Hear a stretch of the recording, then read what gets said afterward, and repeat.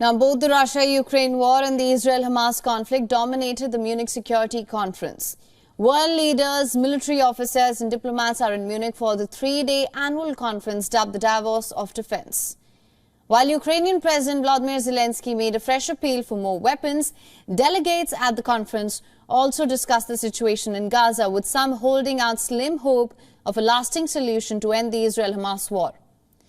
With the war about to enter its third year, Ukraine is under mounting pressure over the ammunition shortfall.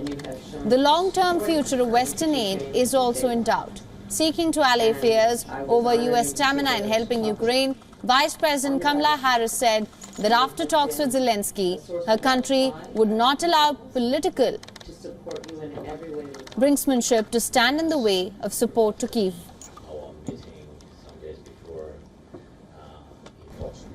We will work to make sure Russia pays damages to Ukraine, and ultimately we want to see Ukraine emerge from this war as a nation that is free, democratic, and independent. President Zelensky, as President Joe Biden and I have made clear, we will be with you for as long as it takes. Speaking at the conference, Qatar's Prime Minister provided a gloomy assessment of the talks to seek a ceasefire in the more than 4-month-old Gaza conflict.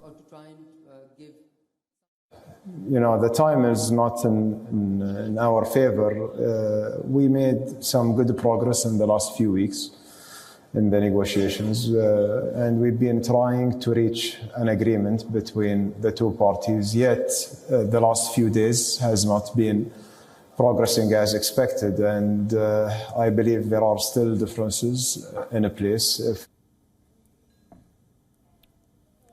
Now, he warned that failure to reach a deal could lead to a wider escalation in the region as hundreds of thousands of Gazans faced a dire humanitarian situation. The foreign ministers of Egypt and Saudi Arabia also underlined in Munich in the security conference the catastrophic situation facing civilians in Gaza. Diplomats seeking an end to the conflict said, however, that there may be a unique chance to end the cycle of violence in the next months. China kept its diplomatic stance, stating that it is willing to act as a source of stability to promote cooperation among countries.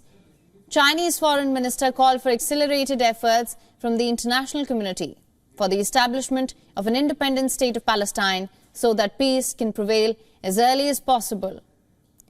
Earlier, U.S. Secretary of State Antony Blinken had said Israel had an extraordinary opportunity to normalize relations with almost every Arab nation. If the Gaza conflict came to an end, Israeli President Isaac Herzog, who held talks with Blinken, urged Saudi Arabia to normalize ties with this country, saying that would be a win against Hamas.